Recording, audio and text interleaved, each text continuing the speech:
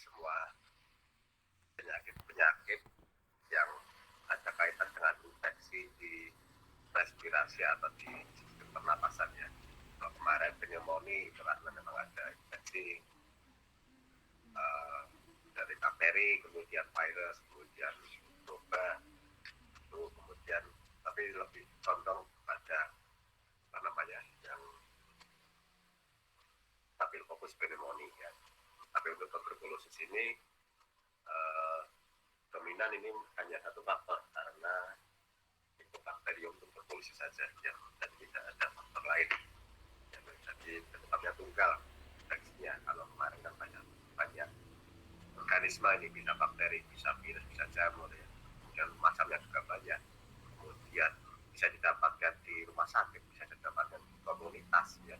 Rumah sakit juga bisa di ICU, bisa di bangsal rawat inap ya. Dan banyak faktor kalau pneumonia. Kalau tuberkulosis hanya satu penyebabnya tunggal, yaitu Mycobacterium tuberculosis ya.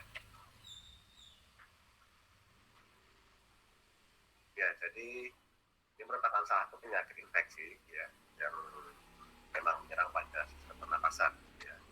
Dan nanti efek dari infeksi ini pasti akan menyerang pada paru-paru ya.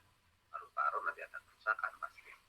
Ya, kemudian jika dilihat menggunakan foto ronsen pasti nanti akan juga memberikan spektrum warna putih atau berkabut jika nanti di foto menggunakan X-ray ya. Kemudian disebabkan bakteri Mycobacterium tuberculosis ya. Dan ini penyebabnya tunggal dan satu saja, yaitu Mycobacterium tuberculosis. Kemudian target paling umum adalah paru-paru ya. Paru-paru itu nanti tempat awal dia Mycobacterium tuberculosis berkembang biak ya.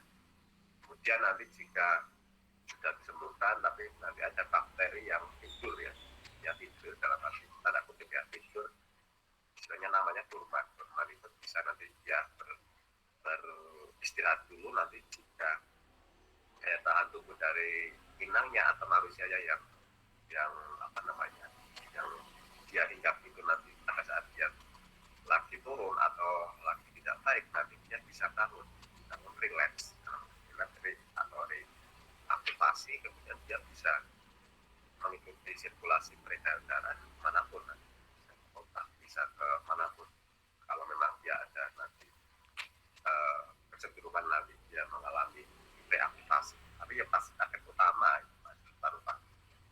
Kemudian dapat menyerang bagian tubuh lain, misal otak dan tulang belakang ya. Jika memang ada kemungkinan Mycobacterium yang sudah mati kemudian tidur, kemudian dia hidup, itu nanti dia bisa terbawa ke peredaran darah, bisa mampir atau singgah ke bagian tubuh selain dari paru-paru ya. Kemudian jenis TBC ada dua, yaitu TB laten itu pasti ya, nggak kelihatan ya, namanya bahaya laten komunis ya. Kita nama sama aja, komunis nggak pernah kelihatan, sama aja ini TB laten tadi, TB yang nggak kelihatan ya. Artinya ya itu tidak sakit dan tidak dapat menularkan bakteri Mycobacterium tuberculosis pada orang lain ya. Memang tidak bisa, dia hanya dialami atau dicerita oleh dirinya sendiri, tapi nanti dia bisa suatu saat kambuh kan. Kemudian yang kedua yaitu TBAP, ini yang berbahaya, yang mengerikan bagi orang lain ya di sekitarnya, yaitu sakit serta dapat menularkan penyakit TB tersebut kepada orang lain ya. Karena memang progresivitas dari penularan TB sangat tinggi ya. Nah, dia ikut dalam droplet ya, percikan-percikan air liur ya, yang dikeluarkan oleh orang yang mengalami TBC itu sangat mudah sekali terbang, kemudian bersama udara dan bisa terhirup oleh orang di sekitarnya itu. Seperti COVID sama kan, dia sama droplet pada saat yang Delta itu ya, jadi sama. Jadi kemungkinan orang di sekitar penderita TBC bisa tertular sangat besar ya. Karena itu memang harus dijaga betul-betul agar terapi tidak ikut tertular ya. Karena itu biasanya kalau dari makanan, dari gelas itu harusnya dipisah ya, tidak bisa dijadikan satu orang yang menderita TBC. Dijadikan peralatan makan, peralatan minum, kemudian tempat tidurnya itu dari sama dengan orang yang normal.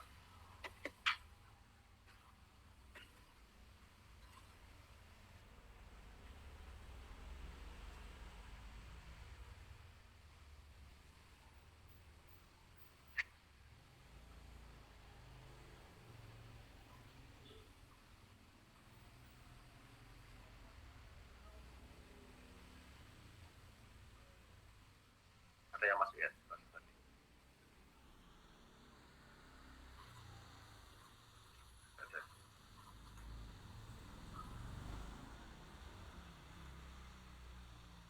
Ya, saya lanjutkan ya. Jadi masih bisa dibaca ini PPT-nya? Masih Pak. Masih Pak. Ya, next ya. Kemudian angka prevalensi, insidensi, dan mortalitas ya. Angka prevalensi itu angka yang jumlah rata-rata secara keseluruhan ya. Kemudian angka insidensi itu angka yang berapa jumlah kejadian TB misal di suatu daerah, terutama di suatu provinsi atau suatu negara. Kemudian kalau mortalitas berapa angka kematian yang ditimbulkan oleh karena penyakit TB.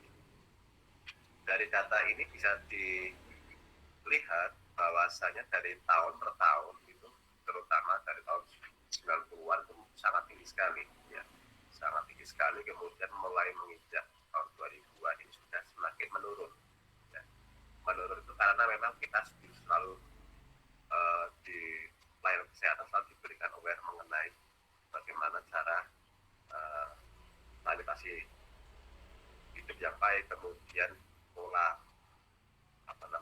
pengobatan. Nanti jika memang terkena TB harus memang tuntas dalam 6 bulan ya. Jadi semakin lama semakin turun, kemudian tingkat kehidupan semakin baik. Oleh karena itu semakin turun pula jumlah orang yang mengalami insidensi dan mortalitas karena TB ya.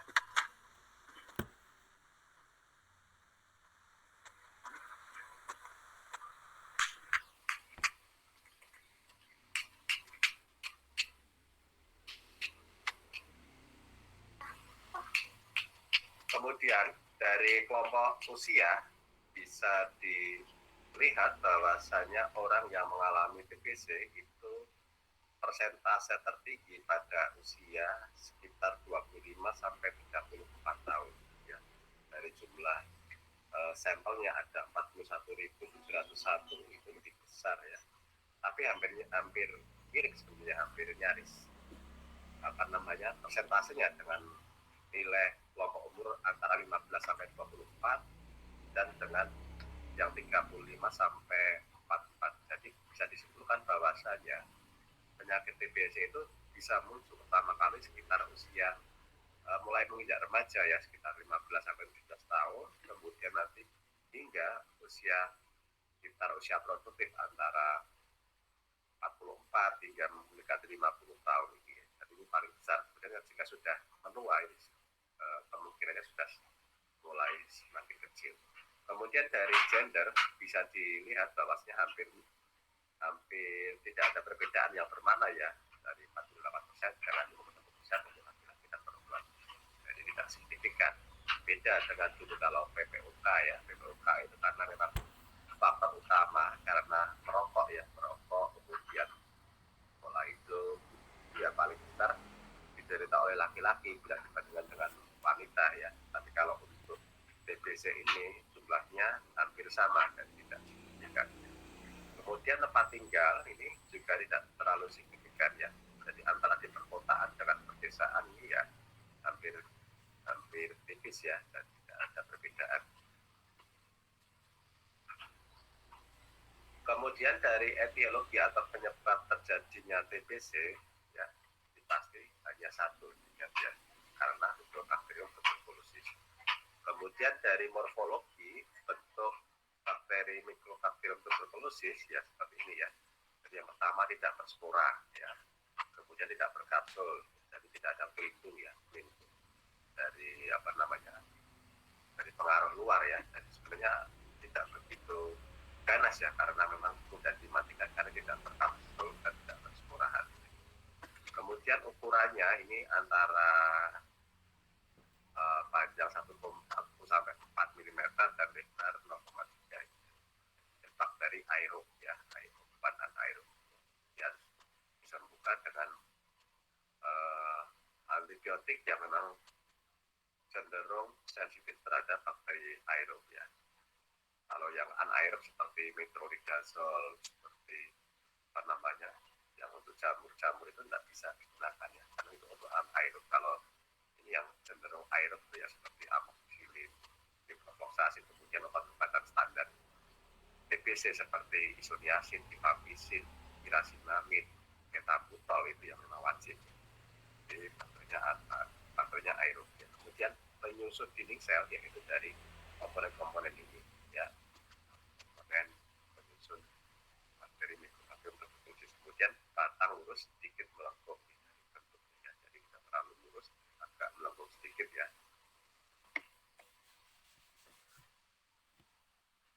Kemudian faktor penularan terbesar TBC yaitu jumlah organisme yang keluar ketika batuk atau bersin, ini paling besar ya, karena dropletnya tadi terbawa oleh udara dan terhirup oleh orang lain. Kemudian konsentrasi organisme di udara yang ditentukan oleh volume ruangan dan ventilasi ya, jadi kalau konsentrasinya kita masih berada di ruangan itu lebih tinggi dibandingkan kalau kita sedang berada di outdoor ya, atau di ruangan, tidak di dalam ruangan, itu pasti konsentrasinya akan rendah karena semakin apa namanya bebas ya, udara itu mengalir. Tapi kalau semakin tinggi konsentrasi kita sedang berada di ruangan, otomatis akan semakin meningkat dan kemungkinan orang untuk tertular pada ruangan tersebut akan semakin tinggi. Kemudian lama waktu seseorang menghirup udara yang tercemar ya, ini dari tempatnya ya kalau ini. Tapi kalau lama waktu mas dari durasinya ya, durasi dia misal hanya terpapar sebentar itu mungkin dia tidak selalu akan tertular. Tapi jika durasinya dia terpaparnya, ngobrolnya agak lama dengan orang yang TBC, pasti dia akan kemungkinan jika tahan tubuh juga tidak baik, maka akan bisa lebih mudah untuk tertular. Kemudian daya tahan tubuh juga sangat berpengaruh ya, di antara faktor-faktor yang mengakibatkan terjadinya penularan. Daya tahan tubuh akan sangat menentukan tingkat kemungkinan terjadinya penularan TBC. Kemudian meningkatnya penularan saat ini banyak dihubungkan dengan beberapa keadaan ya, antara lain yang pertama memburuknya kondisi sosial ekonomi ya. Jadi jika dulu mungkin berapa tahun yang lalu sosial ekonomi sedang tidak baik, kemudian otomatis income yang didapatkan oleh orang tersebut ya belum begitu mapan ya, kemudian pasti kehidupannya juga kurang higienis juga bila dilihat pastinya ya. Kemudian jika memang dia higienitasnya rendah, kemudian sanitasinya rendah, maka kemungkinan orang tersebut akan lebih cenderung mudah terkena TBC ya. Kemudian belum optimalnya fasilitas pelayanan kesehatan masyarakat ya. Kalau dulu kita belum terlalu digalakkan mengenai apa itu sih pengobatan TBC, bagaimana sih durasinya, kemudian apa sih harus yang dihindari oleh TBC, jadi belum begitu digalakkan. Tapi kalau sekarang sudah ada gerakan TB, kemudian ada gerakan-gerakan yang lain untuk lebih memotivasi masyarakat untuk lebih lebih memperhatikan dari sanitasi ya. Jadi sekarang lebih hidup mengenai gerakan-gerakan memberantas penyakit TBC. Kemudian meningkatnya jumlah penduduk yang tidak mempunyai tempat tinggal dan adanya epidemi dari infeksi HIV ya. Jadi memang jumlah penduduk yang tidak punya tempat tinggal ini, misal tunawisma, akan sangat mudah dan rentan ya, pada dia hidup di kolong jembatan, di bantaran sungai yang tidak layak untuk dihuni ya. Dan di situ memang inangnya ya, inang tempatnya bakteri-bakteri mikrobakterium tuberculosis. Kemudian ada yang infeksi HIV ini cukup banyak memegang peran terhadap peningkatan daya tahan tubuh ya. Jadi kalau dia memang menderita HIV, ya pasti daya tahan tubuh tidak akan baik ya. Semakin lama, semakin turun dan orang yang sedang mengalami HIV plus mempunyai komorbid TBC, pastinya nanti TBC-nya sudah akan lebih parah ya. Lebih parah bila dibandingkan dengan orang yang mengalami TBC tapi tidak menderita penyakit HIV. Ya, jadi HIV ini cukup memegang peranan ya di dalam penyakit-penyakit respiratori yang lain ya. Jika ada komorbid dengan HIV, pasti penyakit pernapasan yang juga akan lebih ganas ya, lebih parah.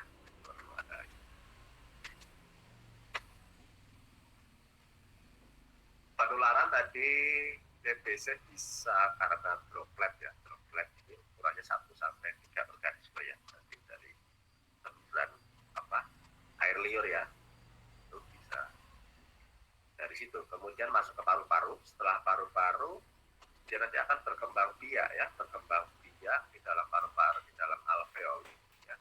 Nanti hingga terjadi kematian sel-sel di dalam bagian paru-paru tersebut.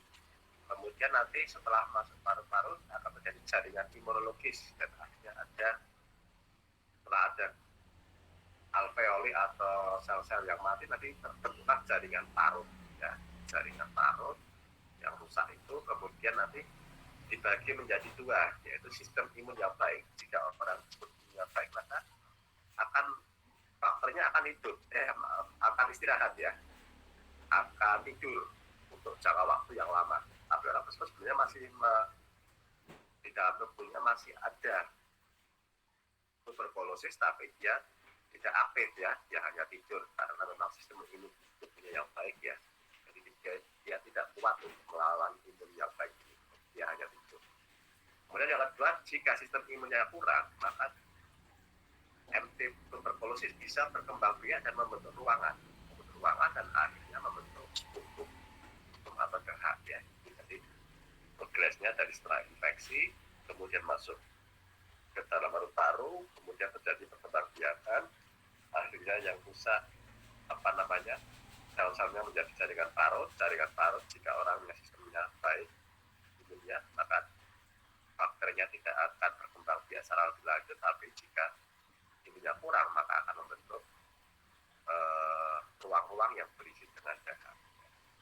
Itulah harus sistem imun ini ya memang cukup berperan signifikan ya dalam penyakit TBC.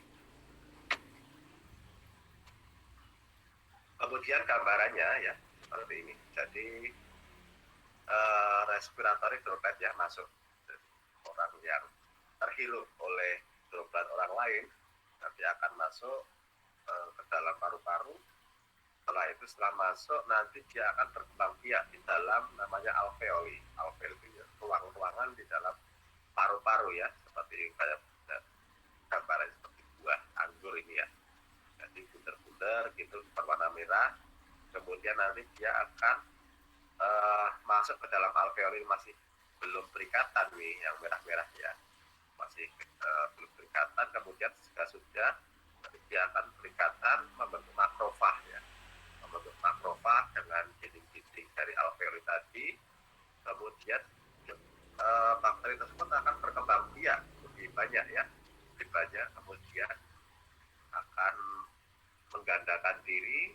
Setelah banyak dia nanti akan akan mengisi ruang-ruang di dalam alveoli ini ya, isi ruang-ruang. Kemudian nanti ruang-ruangan yang terisi oleh bakteri-bakteri yang sudah berkembang biak ini akan terjadi kematian sel ya, kematian sel nanti akan membentuk jaringan parut. Jadi tempat-tempat yang menjadi singgahan dari bakteri ini akan menjadi rusak ya. Kemudian jika sudah rusak nanti akan terbentuk kolagen fiber ya. Dia akan terbentuk semacam jaringan-jaringan parut ini seperti ini. Kemudian nanti jika daya tahan tubuhnya tidak baik maka akan terjadilah proses pembentukan sputum atau dahak ya. Jadi hampir sama dengan kemarin pneumonia, cuma itu pneumonia karena bakteri bakteri dan virus, tapi kalau ini tetap sama, namanya di alveoli, tapi bakterinya beda dan progresivitasnya juga beda ya. Kalau ini nanti ada namanya bakteri dorman, namanya itu bakteri yang tidur sementara ya, karena memang daya tahan tubuh orang tersebut baik. Tapi kalau di dalam pneumonia nggak ada namanya bakteri dorman, itu nggak ada, kalau adanya di TBC. Kemudian dalam waktu 0 sampai 3 minggu atau namanya primer pulmonary tuberculosis ya, jadi proses perkembangbiakan awal dari mulai droplet tersebut terhirup hingga 3 minggu ke depan ya, dianggap aja sebagai Mycobacterium tuberculosis, kemudian masuk ke dalam pernapasan dan terhirup sampai ke paru-paru, kemudian terjadilah namanya ikatan antara M tuberculosis dengan sel-sel di dalam alveoli tadi ya. Ini karena memang terjadi matures res ya, sudah ada sudah ada pematangan ya, pematangan dari perkembangbiakan ini. Kemudian lack of acid pH ya, jadi semakin rendah tingkat keasaman pH di paru-paru, maka akan lebih cepat mempermudah ya. Begitu pula sebaliknya, jika pH-nya semakin tinggi, maka semakin sulit juga untuk bisa berkembang dengan baik. Jadi kalau semakin selek ya, akan lebih mempermudah proses perkembangbiakan ini. Kemudian inaktif polipapullisosom formasi ya, jadi sudah mulai terbentuk formasi-formasi yang akan menjadi tanda-tanda awal untuk perkembangbiakan secara lebih banyak ya. Kemudian setelah itu baru terjadi bacillary proliferation atau perkembangbiakan dengan membelah diri ya. Dengan membelah diri kemudian akan memperbanyak membentuk koloni-koloni yang lain. Jadi di 0 sampai 3 minggu. Kemudian setelah lebih dari 3 minggu atau proses selanjutnya yaitu koloni-koloni yang terbentuk karena tadi proliferasi atau atau pembelahan tadi, nanti dia akan berikatan ya dengan beberapa reseptor-reseptor atau beberapa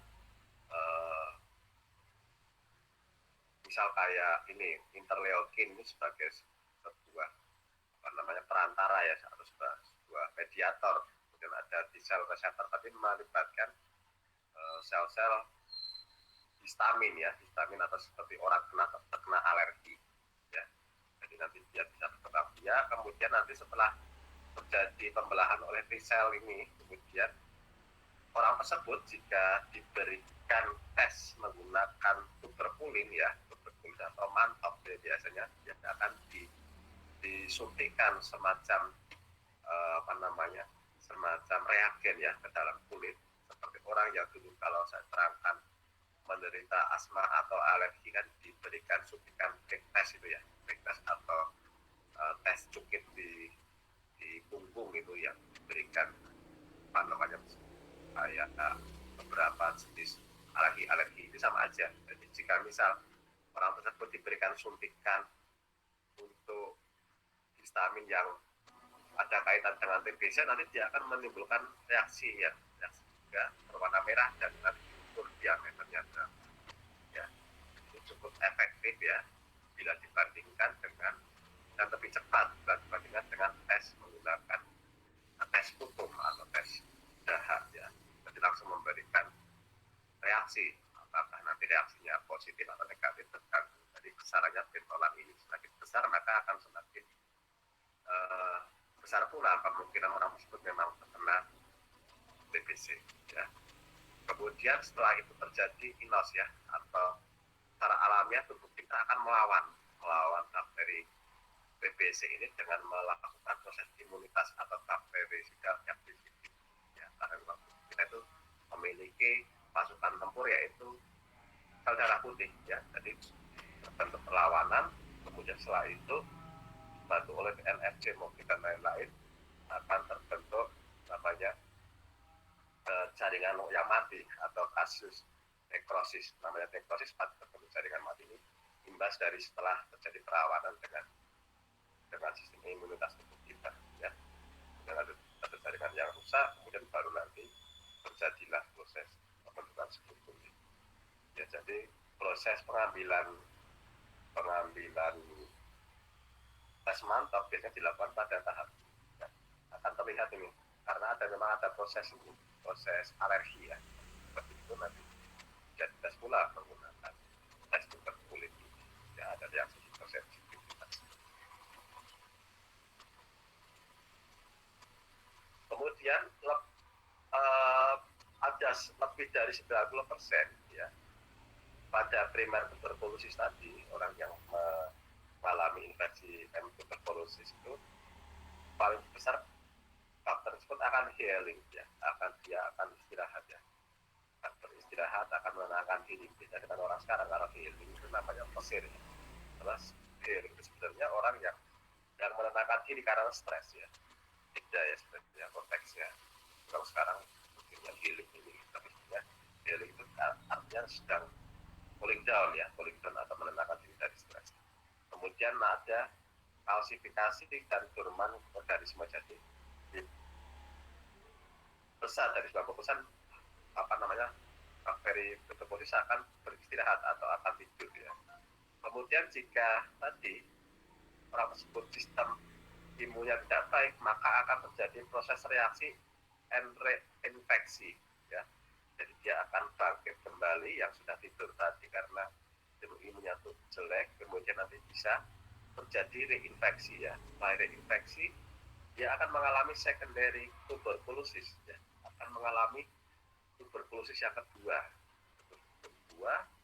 kemudian tanpa disadari, biasanya orang tidak sadar nih tubuhnya bangun lagi, kemudian nanti bisa akan terbawa ke dalam peredaran darah, ya, karena kita tahu paru-paru itu merupakan filter, ya, filter dari darah juga untuk lebih untuk bersih, ya, agar lebih bersih, nah itu disirkulasikan ke jantung, ya. Jadi dengan mudah jika bakteri tadi bisa takut, maka akan terbawa ke seluruh tubuh, nanti akan hinggap kemanapun, bisa ke otak, akan menjadi meningitis, ke kelenjar ke ini vertebra itu, ya, kayak konjak godok, ya, godok. Kemudian lymph nodes ini kelenjar getah bening, ya, bisa mampir ke kelenjar getah bening, bisa mampir ke paru-paru, kemudian bisa mampir ke liver atau hati, kemudian spleen itu limpa, ya. Kemudian adrenal, ini kelenjar adrenal bisa juga, atau pada joint and long bone, ya, atau sendi-sendi dan tulang-tulang, ya. Jadi bisa mampir ke sini jika terjadi secondary tuberkulosis, ya. Kemudian ada kurang dari 10% ini progresivitas primary tuberkulosis itu karena ini beberapa sebab, ya. Mayoritas, ya, dia akan setelah sembuh akan terjadi healing tadi atau tidur, ya. Tapi 10% yang lain akan terjadi subtitle cell growth, ya, karena ada beberapa sebab, ya, karena ras, ya, biasanya ras Asia, bisa ras Afrika, kemudian ras di Eropa, ya, karena ada memang ras tertentu dia akan terjadi perawanan, ya, susceptibility perawanan pada orang-orang tertentu, yaitu pada ras tertentu, kemudian pada anak-anak dan immunocompromised host, ya, yang memang anak tersebut sudah memiliki kelainan gen, biasanya kelainan gen itu bisa karena memang cacat sebenarnya dari bawaan lahir, ya. Jadi dia cenderung rentan jika terjadi infeksi oleh TB. Jadi paling banyak itu karena proses alamiah ini.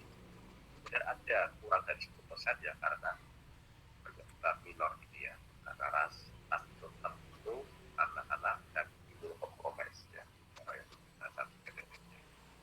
Kemudian sama aja nanti kalau sudah bisa mengambil kemanapun. Oleh karena itu pengobatan TBC memang harus tuntas, diberikan selama total 6 bulan. Itu jika memang tidak ada hari-hari atau beberapa regimen yang terlewat ya. Kadang-kadang kita lupa nih dari misal berapa kali. Terus sehari itu kita lupa 14 nggak minum. Nah, itu harus diulang lagi. Oleh karena itu peranan dari pendamping minum obat itu sangat besar sekali ya. Nah, itu saudaranya, orang di sekitar rumahnya, bisa suami, bisa istri, bisa anak ya. Siapapun sebagai pendamping minum obat itu akan sangat tertarik terhadap pengobatan dari TB ini ya. Karena kalau tidak boleh terputus setiap hari minimal 6 bulan ya. Tapi pula obatnya tidak cuma satu ini, kombinasi banyak obat ya. Ada rifampicin, ada isoniazid, ada pirasinamid, etabutol, INH, jadi banyak sekali. Ada minimal ada 5 yang belum bersamaan. Jadi itu memang sangat berat ya sebenarnya, sangat ribet untuk pengobatan dari TBC.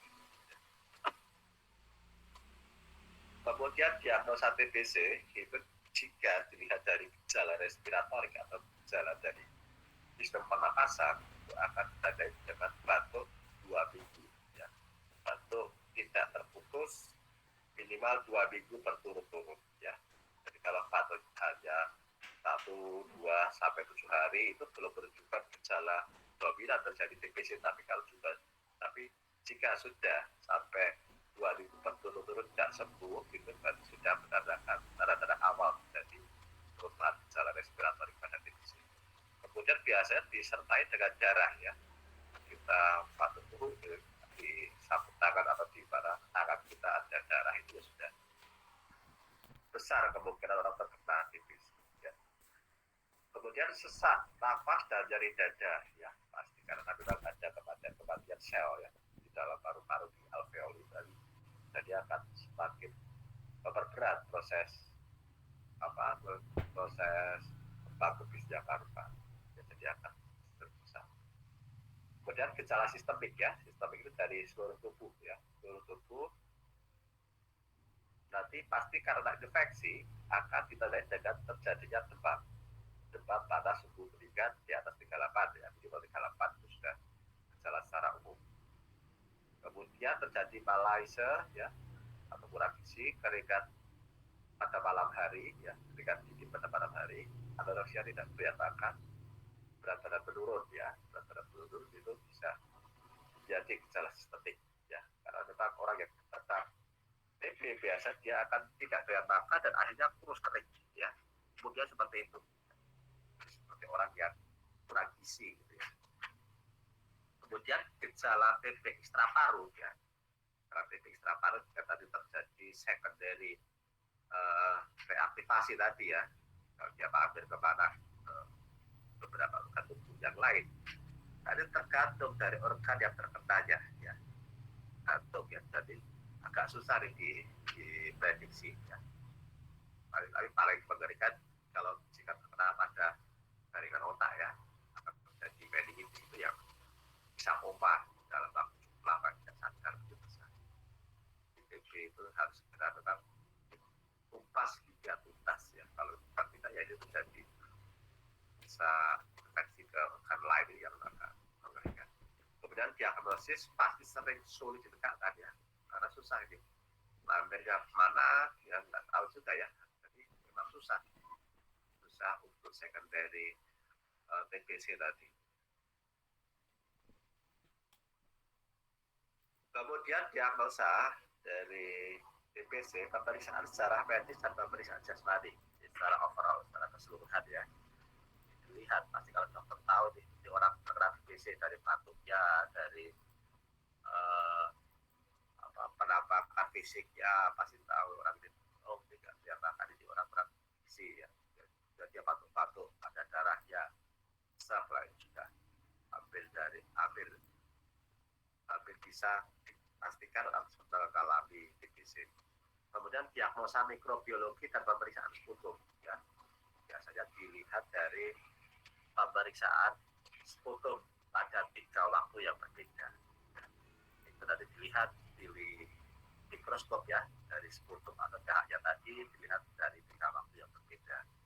Ya jika tiga ya plus atau positif semua ya pasti di 1%. Kemudian jika 2 ya plus minus bisa ada 1 yang tidak positif ya pasti ini masih positif juga.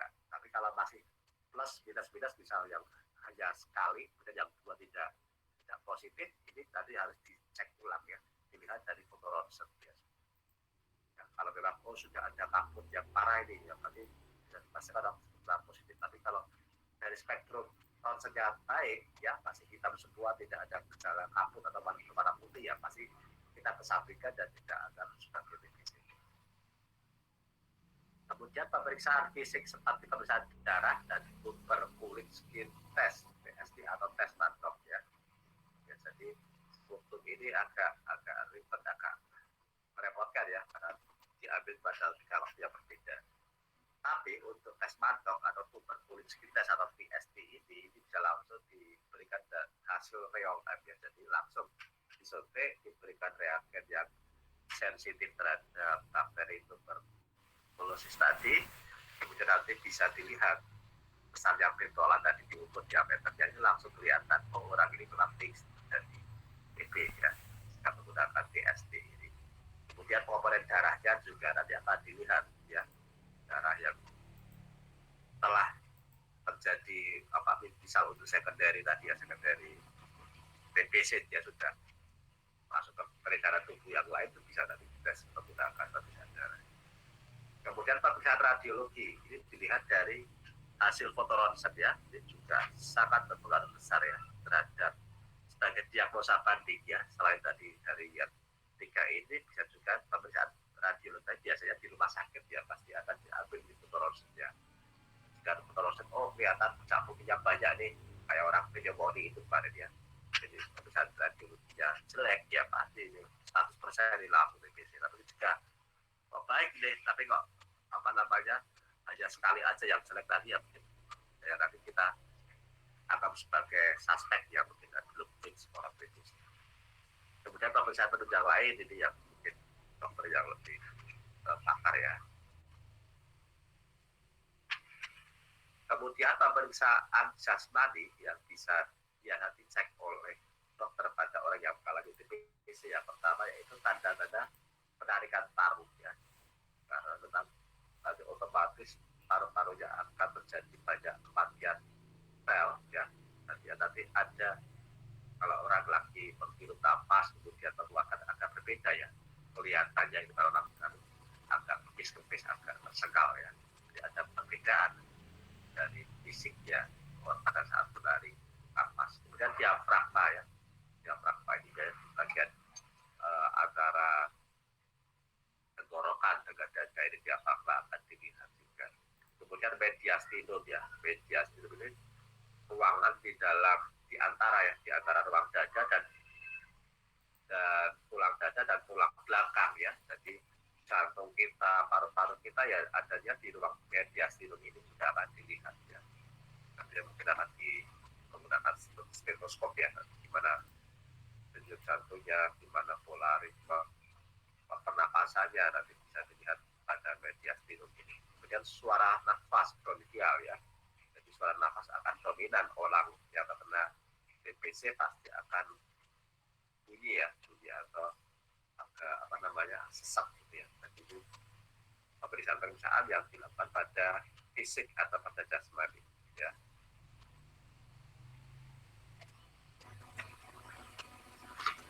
Kemudian pemeriksaan spesimen sputum ya, sputum bisa sampaikan ya, intinya diambil pada 3 waktu ya, 3 waktu, yaitu sewaktu pagi dan sewaktu ya.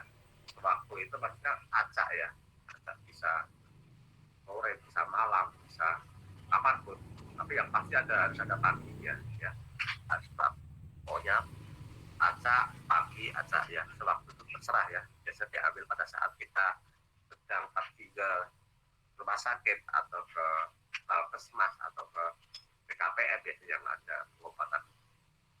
pengobatan TBC ya. Jadi dahak yang baik yaitu dahak yang mukopurolen.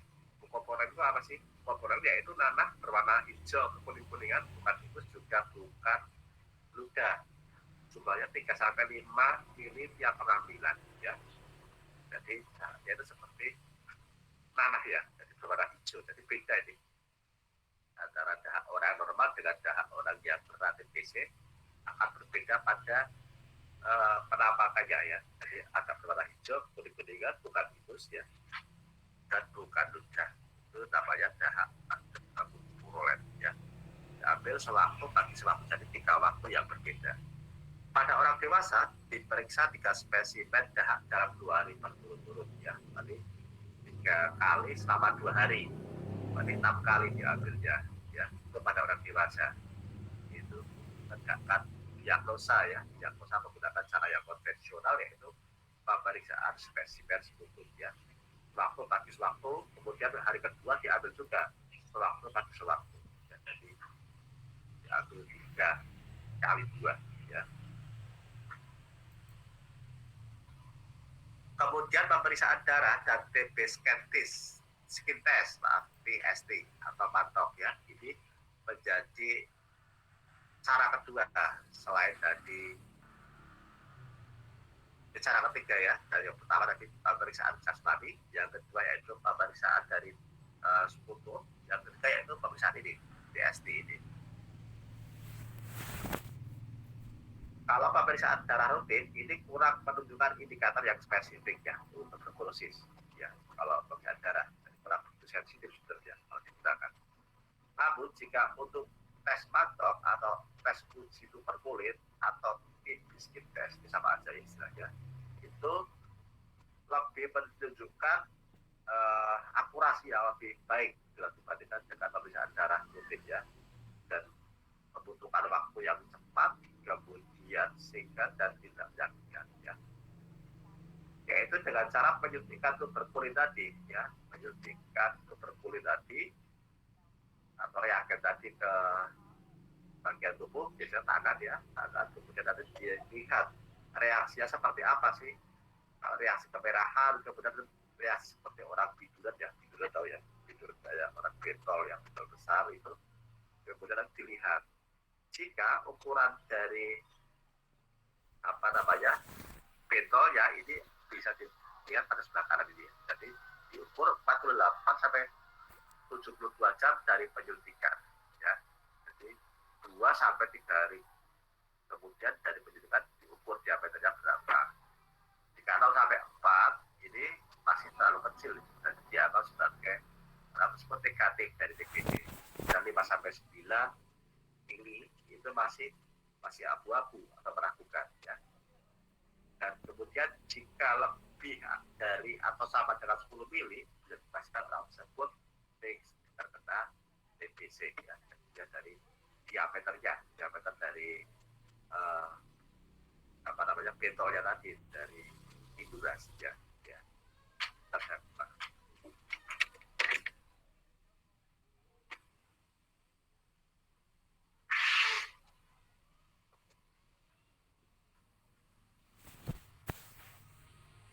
Ya, jadi pemeriksaan TBC bisa digunakan dengan hasil ronsen atau radiologi.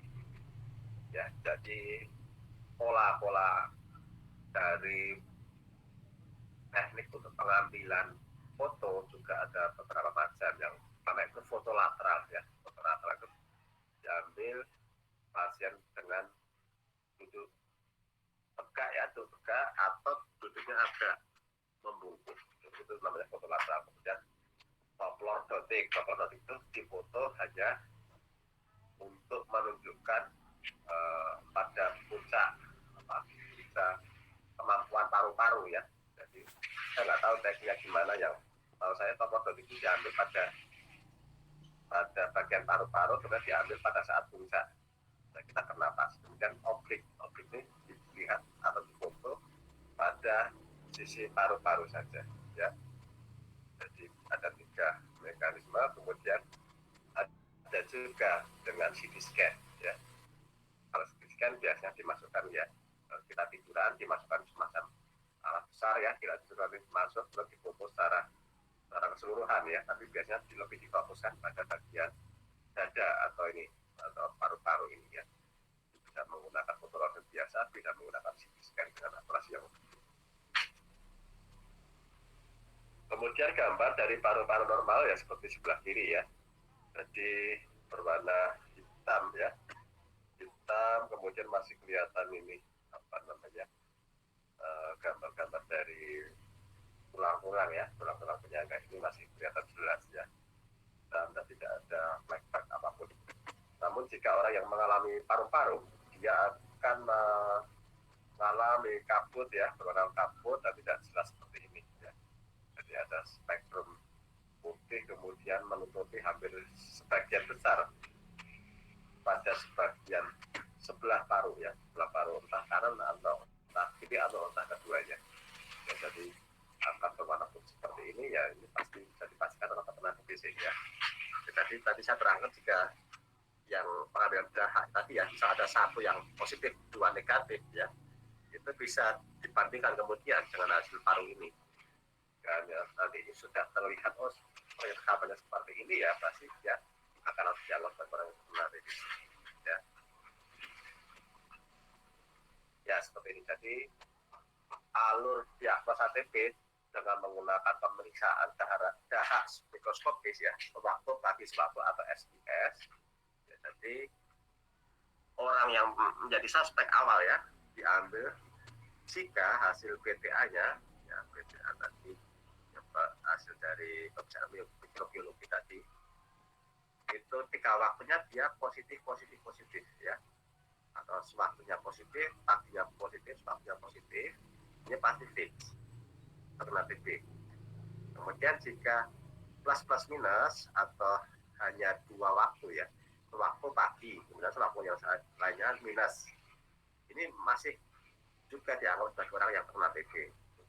Kemudian jika hasil PTA-nya ya tadi hanya sewaktu ya, sewaktu plus atau positif, yang 2 minus atau pagi dan sewaktu lain minus atau negatif, kemudian dokter akan membandingkan ya dengan foto torak atau foto hasil ronsen tadi. Kira-kira gambarannya akan semakin buruk atau semakin baik ya. Jika semakin buruk langsung dimasukkan pada orang yang sudah fix terkena TB. Tapi jika hasilnya negatif, tidak menunjukkan adanya kabut di paru-parunya, ya nanti kita kesampingkan dan dianggap bukan TB.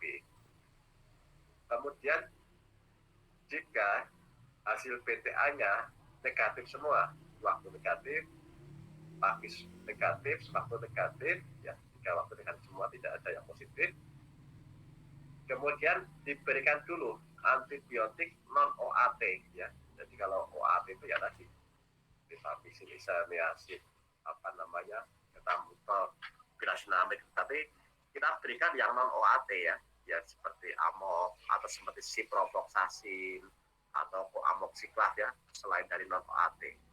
Kemudian dilihat di mana setelah 5 hari misal setelah selesai minum antibiotik ada perbaikan atau progres atau tidak ya.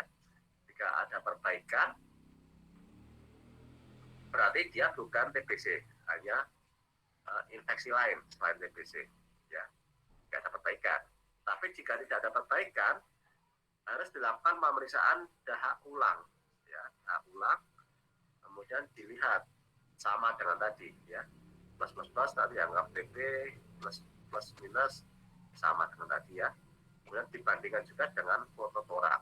Jadi harus ada pemeriksaan ganda atau 2 kali pada orang yang PTA pertama negatif semua, namun pada saat diberikan antibiotik non OAT atau non obat anti tuberkulosis dia tidak ada perbaikan, dilakukan ulang ya. Dan ulang kemungkinan pada saat negatif ini ya belum begitu sempurna terbentuk ya, atau mungkin waktunya yang time-nya kurang pas untuk saat mengambil datanya, mengambil spesimen sebelumnya ya juga ya. Sudah diulang baru kelihatan oh ternyata positif semua nih. Jadi kita pastikan langsung terbalik ya.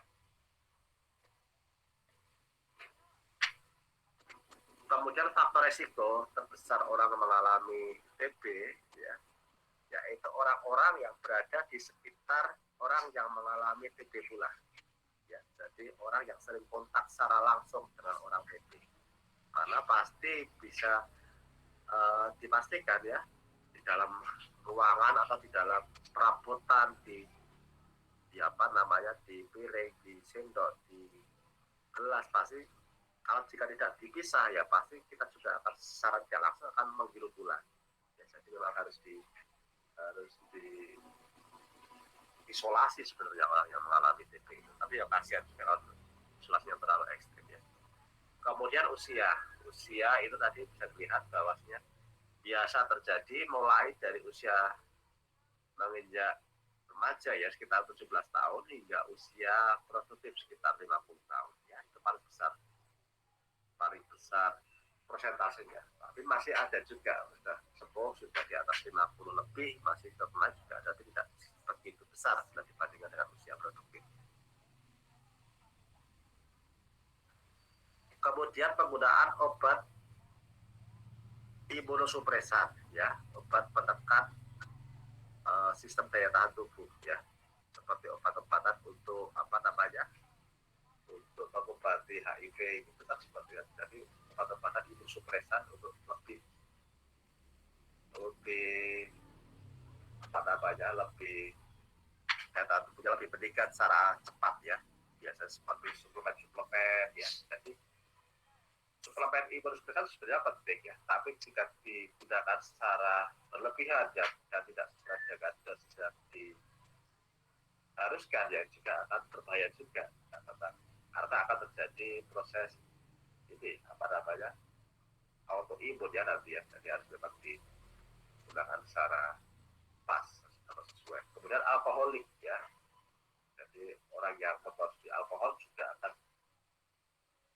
berperan pula terhadap tertularnya TBC. Kemudian penggunaan narkoba ya, ya karena mungkin alat suntik ya, atau karena apa namanya, pengobatannya, jadi nanti dia akan lebih riskan terkena TBC. Kemudian terkena HIV ini paling berbahaya ya, karena akan semakin buruk pula progres dari TBC ya. Orang-orang ini yang memang harus tekankan atau memang harus diberikan aware ya mengenai penyakit TBC.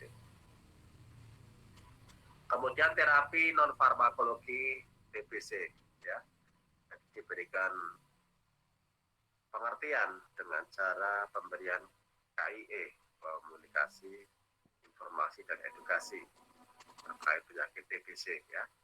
Yang pertama tujuannya yaitu mencegah penyebaran TB ya, jadi tidak terlalu apa namanya, terlalu tinggi ya penyebarannya jika diberikan aware pada pasien tersebut dan orang-orang di sekitarnya ya.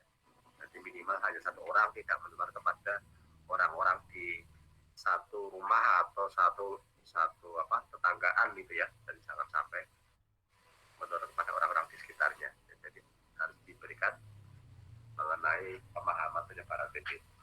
Kemudian melakukan investigasi pada daerah endemik TB ya, dilakukan penelitian secara lebih lanjut ya, kenapa sih kok di daerah tersebut banyak orang TB.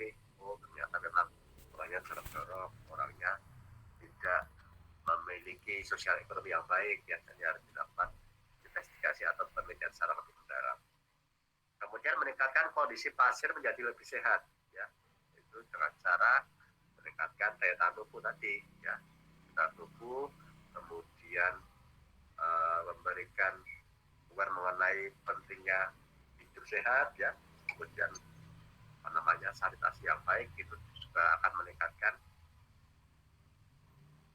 terapi pengobatan dengan non farmakologi ya. Jadi harus imbang, akan non farmakologi harus diberikan dan farmakologinya juga harus tepat ya, karena hanya satu ya tidak bisa apa namanya, tidak bisa akan saling mendukung ya. Jadi harus memang dua-duanya diberikan secara simultan. Kemudian hal-hal lain yang harus disampaikan yaitu olahraga teratur ya, meningkatkan fisiknya. Kemudian istirahat yang cukup, pola makan yang benar ya, pola makan yang sesuai.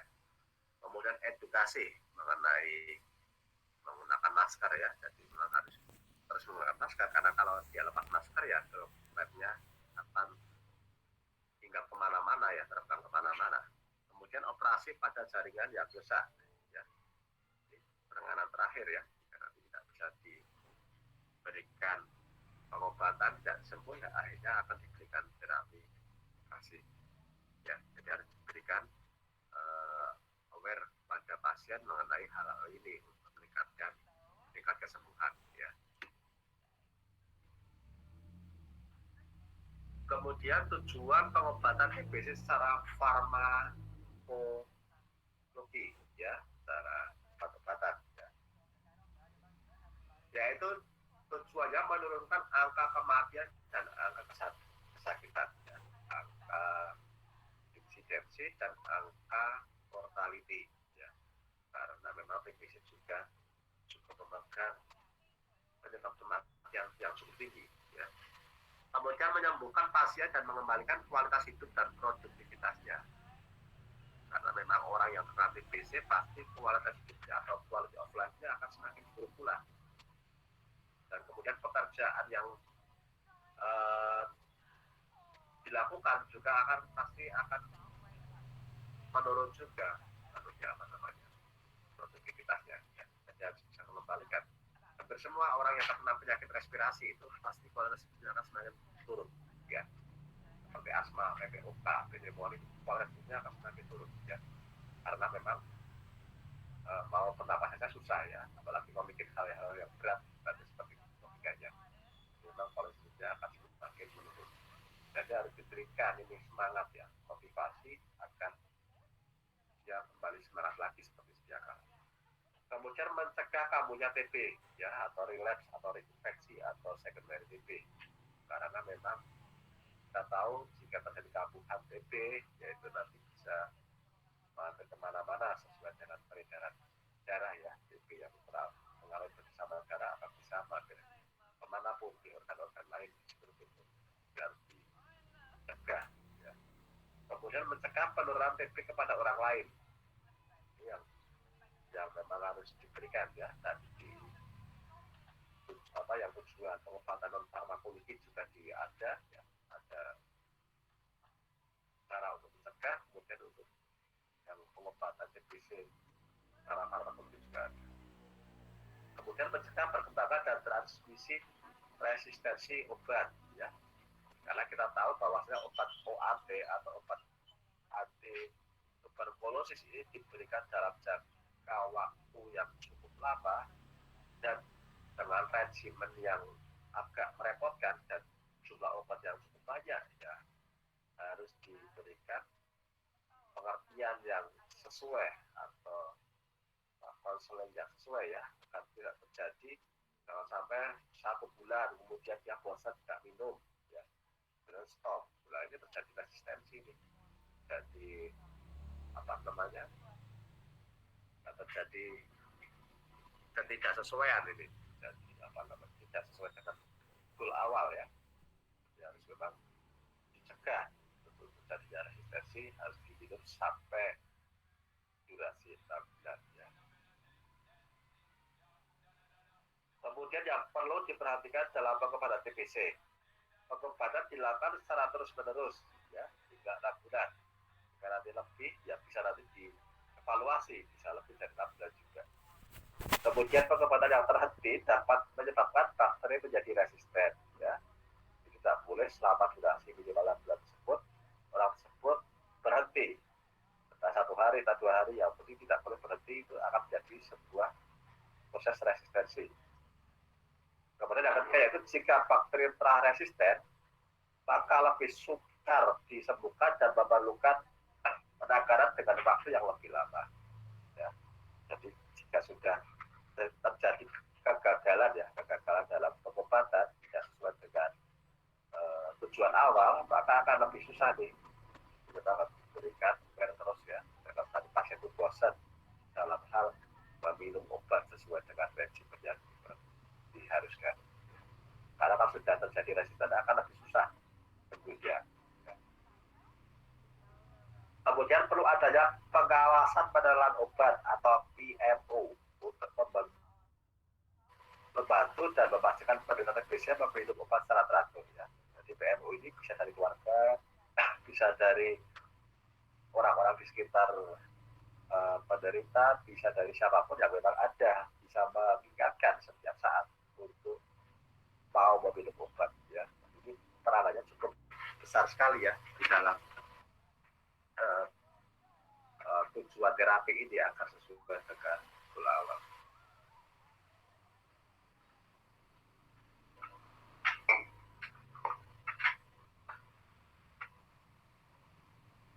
Kemudian perlu adanya dukungan keluarga penderita untuk menuntaskan pengobatan. Ya.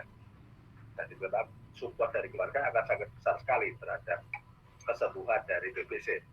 Ya, karena jika keluarga sudah tidak bersupport, maka ya pasien tersebut akan ogah-ogahan juga untuk mau minum obat secara betul ya. Jadi peran keluarga sangat besar sekali terhadap tercapainya tujuan dari pengobatan TBC. Kemudian tahapan-tahapan pengobatan TBC. Yang pertama tahap awal atau intensif.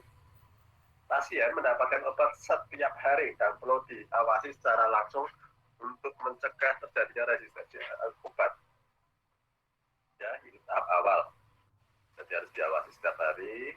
Kemudian yang kedua yaitu bila diberikan secara tepat, biasanya pasien menjadi tidak menular dalam kurun waktu 2 minggu.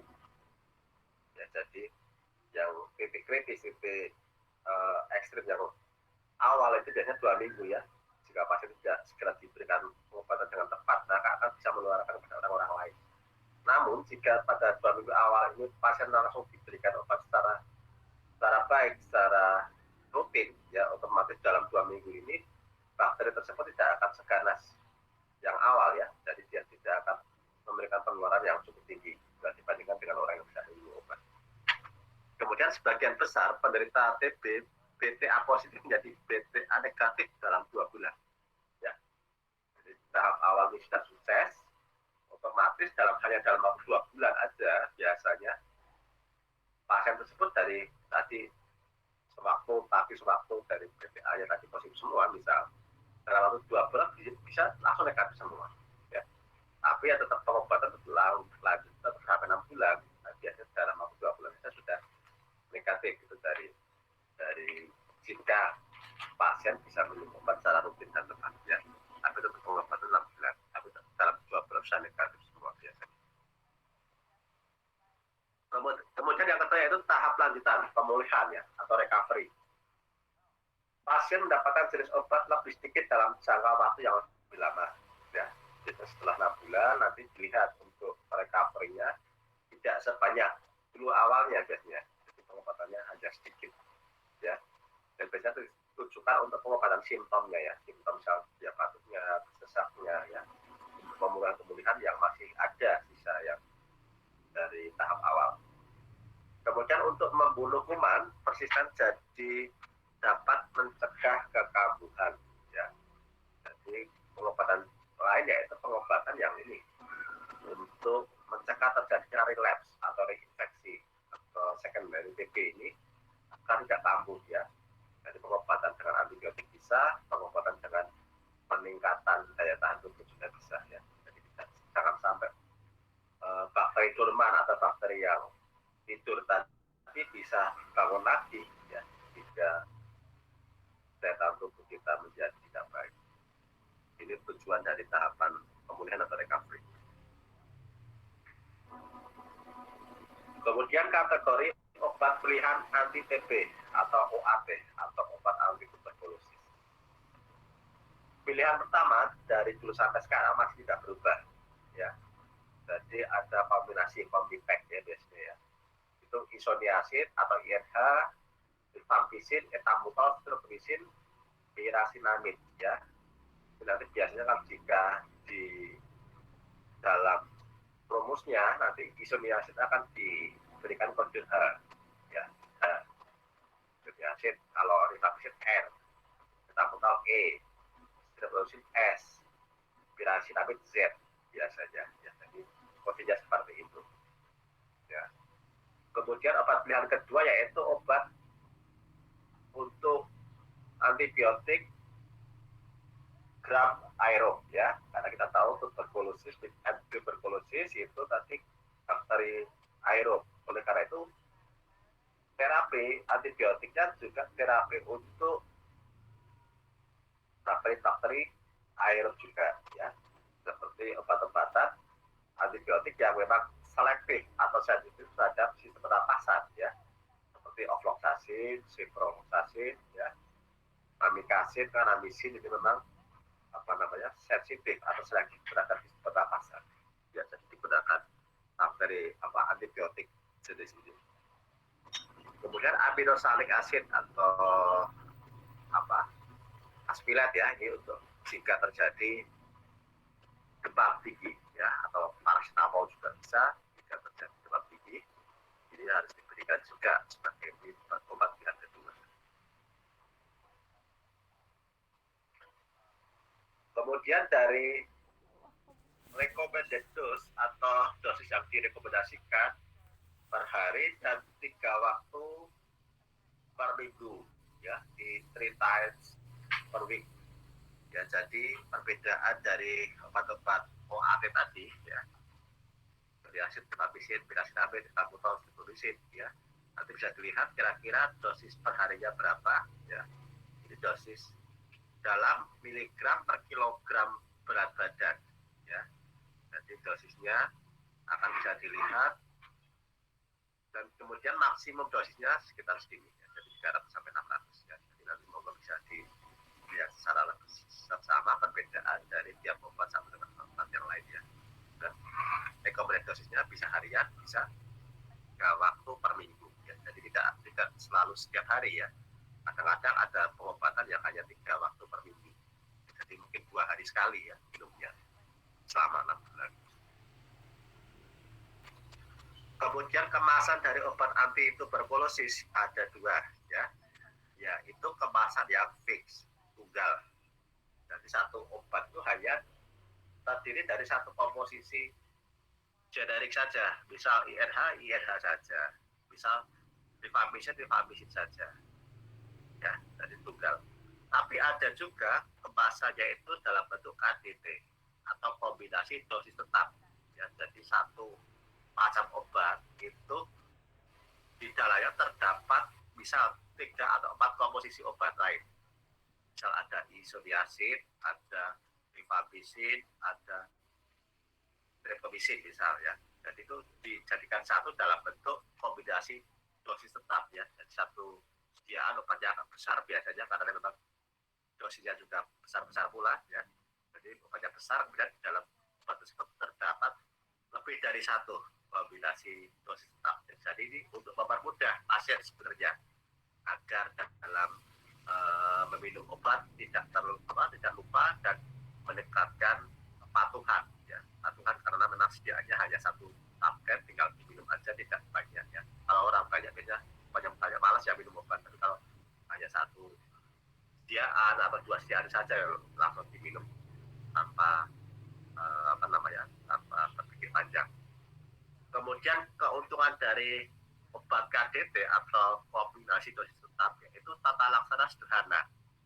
Ya pasti karena obat 3 atau 4 dirangkum jadi satu kali minum kan, jadi lebih simpel. Kemudian peningkatan kepatuhan dan penerimaan pasien ya, pasti kalau jika obat hanya satu ya pasti kepatuhan juga akan meningkat. Ya kalau 3 macam diberikan dosis tunggal-tunggal semua, jadi ada 4 sekali minum, biasanya ada satu yang kelewat nih, jadi lupa. Ya, jadi nanti kepatuhannya akan berkurang ya bila dibandingkan dalam bentuk yang kombinasi dosis tetap. Jadi kepatuhan akan semakin meningkat jika menggunakan KDT. Kemudian perbaikan manajemen obat. Ya, manajemen berarti nanti harus dipikirkan ini menggunakan plan-plan yang lebih baik ya. Karena banyak pengobatan nanti regimennya juga berbeda-beda antara misal untuk anak dan dewasa juga akan berbeda, kemudian dilihat dari resistensinya juga akan berbeda ya. Jadi harus untuk bisa memperbaiki manajemen obat dari pengobatan TBC. Kemudian menurunkan penyalahgunaan obat tunggal dan MDR atau medication record ya. Jadi ada pengobatan yang salah ya. Dan itu sehingga jika menggunakan KDT ya penyalahgunaan obat juga berkurang dan medication errornya juga akan berkurang juga ya. Jadi cukup membantu dalam bentuk ini KDT.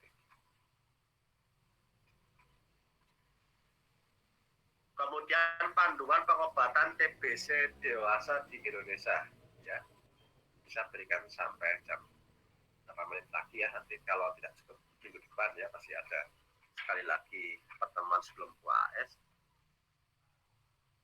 Yang pertama yaitu kategori 1, ya, kita tahu HRZE, ya, tadi saya sampaikan itu isinya isoniazid, ya, karena ada hanya INH, isoniazid, atau kalau disingkat H, ya, H. R, R itu rifampicin, ya, kalau rifampicin itu banyak R, ini R, ya. Kemudian streptomycin, pirasinamid, ya, pirasinamid ada Z-nya, ya, ini jika disingkat Z, ya. Kemudian etabutol, ini banyak E. Jadi jika rumusnya 2HRZE atau 4H3R3, ini artinya yaitu kalau 2HRZE bermakna selama diminum 2 bulan berturut-turut, ya. 2 ini maksudnya 2 bulan.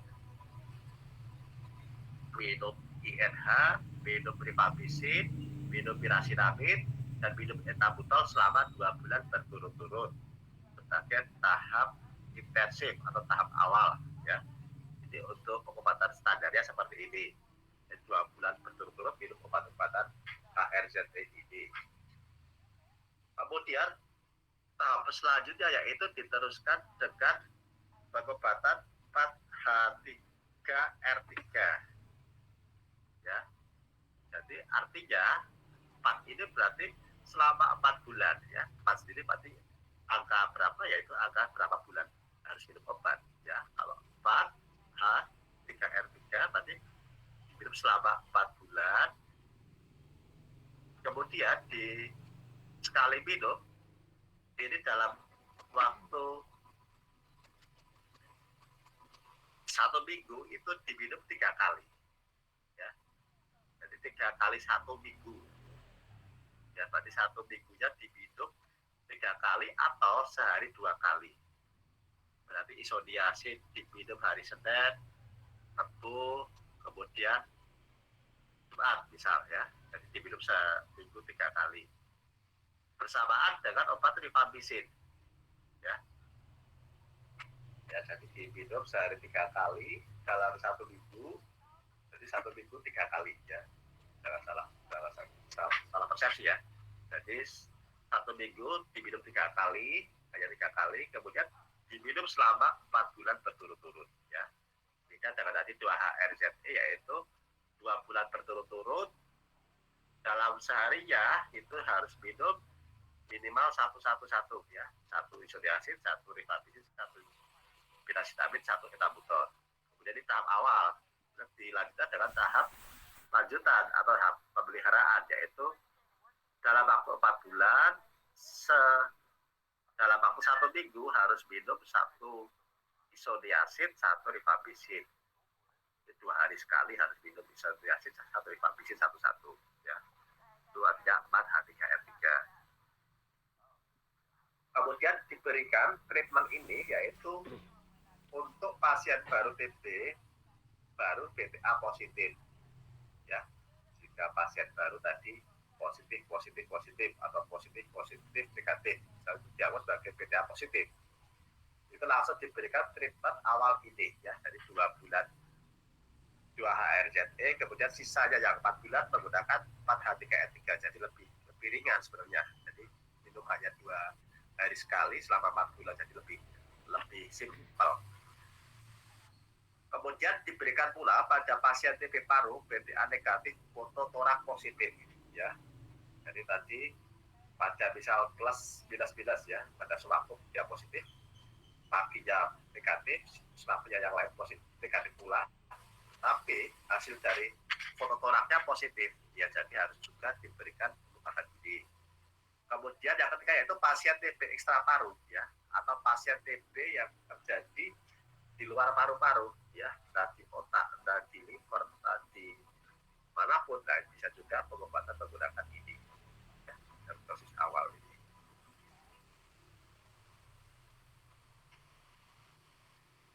Kemudian selanjutnya yaitu pengobatan TB yang kategori kedua, yaitu menggunakan rumus 2HRZES ya, atau selama 2 bulan berturut-turut pasien harus meminum H berarti isoniazid ya, kemudian R rifampicin, kemudian Z pirasinamid, kemudian E etabutol ya, dan S streptomycin ya. Jadi dia selama 2 bulan berturut-turut setiap harinya harus minum 5 obat ini sekaligus ya, agak banyak ya, 5 obat dalam waktu 2 bulan. Kemudian langkah selanjutnya yaitu jika ini sudah 2 bulan terlampaui, minum 1 hari sekali dari 5 obat ini, kemudian dilanjutkan 1 bulan selanjutnya ya, 1 bulan selanjutnya selama 3 bulan ya. Jadi diminum 1 bulan ini terdiri dari H isoniazid, rifampicin, pirasinamid, dan etabutol ya. Ini diminum 1 bulan setiap hari yang HRZE ya. Kemudian ini dianggap sebagai tahap awal ya, 2 HRZES dan HRZE ini sudah 3 bulan ya, 3 bulan.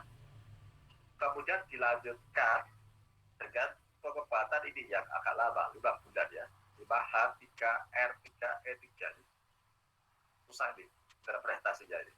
Jadi 5 diminum dalam waktu 5 bulan, diminum 3 kali seminggu ya. Jadi isoniazidnya 3 kali seminggu, rifampicin 3 kali seminggu, etabutol 3 kali seminggu selama 5 bulan. Ini kan lebih kompleks ya, pengobatannya lebih rumit ya. Ini karena diberikan untuk pasien yang kambuhan, yang relapse, yang reaktivasi. Kemudian pasien yang gagal dalam pengobatan pertama atau pasien yang mengalami resistensi antibiotik. Jadi jangan sampai terjadi resistensi, karena kalau terjadi resistensi akan lebih rumit pula pengobatannya ya. Kemudian pasien dengan pengobatan setelah lalai itu ya lupa itu berarti kan sudah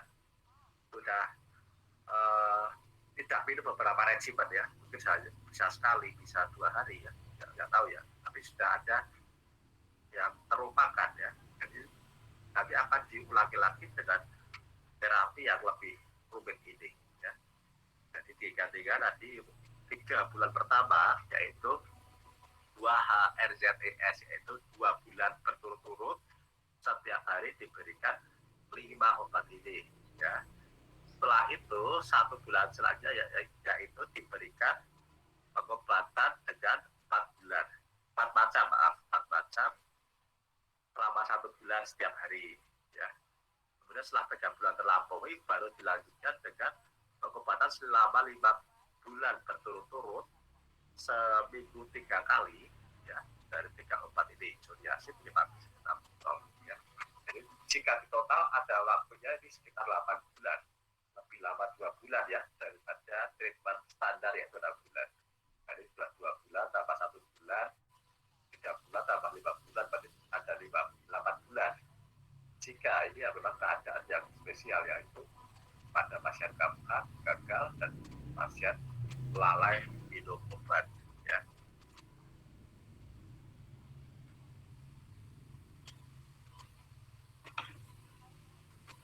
Kemudian yang terakhir yaitu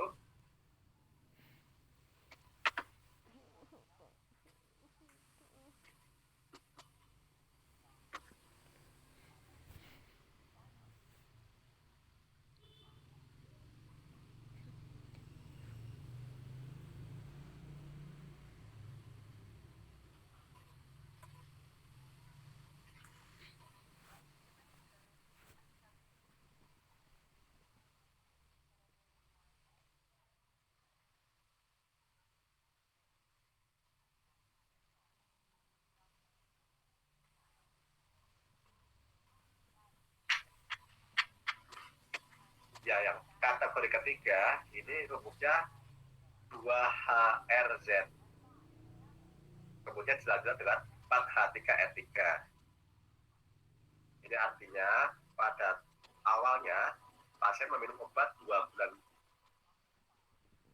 awal, yaitu meminum 3 masa dari isoniazid, rifampicin, dan pirasinamid sebagai tahap awal 2 bulan setiap hari satu-satu dari 3 obat ini. Kemudian selanjutnya yaitu 4H3R3 ya, atau 4 bulan selanjutnya yaitu meminum selama seminggu 3 kali, yaitu obat isoniazid dan rifampicin ya, 3 kali, tadi totalnya 6 bulan. Ini yang kategori ketiga. Kemudian pola ini diberikan pada penderita baru BTA negatif ya, baru tapi negatif ya, tadi ada toh yang baru tapi negatif semua. Kemudian diberikan antibiotik yang non OAT tapi hasilnya tidak ada progres ya. Kemudian diulang lagi baru nanti setelah diulang positif, ternyata positif, baru diberikan kategori yang ketiga ini, yaitu kategori 2HRZ. Kemudian selanjutnya yaitu 4H3R3 ya. Dan 2 bulan pertama diberikan isoniazid, rifampicin, dan pirasinamid setiap hari selama 2 bulan satu. Kemudian selanjutnya yaitu 4 bulan selanjutnya yaitu isoniazid dan rifampicin diberikan seminggu 3 kali ya, atau 2 hari sekali selama 4 bulan. Jadi diberikan pada kondisi ini. Kemudian obat di sisipan OAT yaitu RZE, itu diberikan bila akhir pengobatan pasien menunjukkan hasil pemeriksaan dahak BTA positif, diberikan obat sisipan RZE setiap hari selama 1 bulan. Jadi nanti diberikan sisipan ya, sisipan mungkin di antara regimen ini nanti akan diberikan 1 bulan saja obat-obatan HRZE atau isoniazid, rifampicin, pirasinamid, dan ethambutol ya. Ini diberikan sisipan jika nanti ada memberikan pemeriksaan dahak positif ya. Jadi diberikan di tengah-tengah atau di bagian mana nanti disisipkan obat treatment ini selama 1 bulan aja. Berarti kalau total berarti 6 bulan tambah 1 bulan berarti ada 7 bulan ya. Ini dilihat dari rumusnya ya. Mungkin untuk hari ini cukup dulu, barangkali ada ditanyakan silahkan, masih ada waktu 5 menit.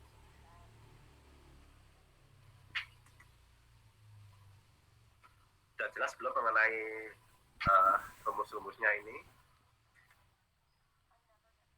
Ada yang bertanya silakan. Jelas, Pak. Jelas ya.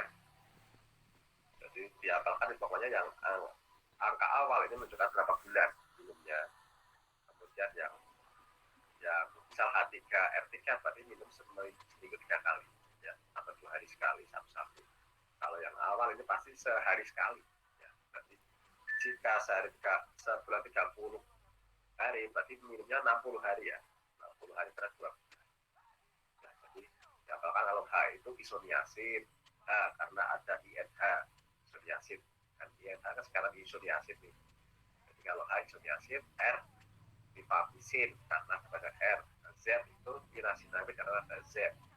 Kemudian E ethambutol karena kepada E. Kemudian satu lagi streptomycin ya kepada S. Jadi harus dihafalkan pada 3 awal itu. Kategori 1 seperti apa, kategori 2, kategori 3, karena diberikan pada kondisi yang berbeda.